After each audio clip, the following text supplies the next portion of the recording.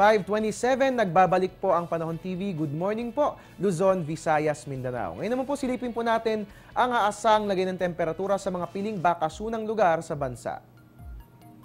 Unahin po natin sa Anilao, mataas pong temperatura 23 to 30 degrees Celsius at pinakamababa po sa Banawe Rice Terraces, meron tayong 13 to 22 degrees Celsius.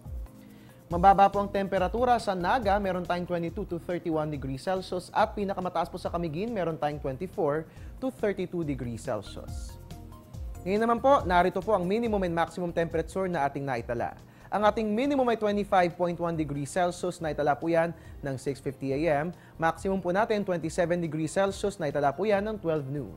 Para sa relative humidity, meron po tayong minimum na 88%, naitala po yan ng 12 p.m. Ang maximum naman po natin ay 92% at naitala po yan ng 6:50 a.m. At mga kabayan, mamaya-maya pong konti, i-a-announce po natin yung winners ng Panahon TV Tag-Ulan Promo. Kung kaya't huwag pong aalis dahil yan po ang inyong malalaman sa pagbabalik ng Panahon TV.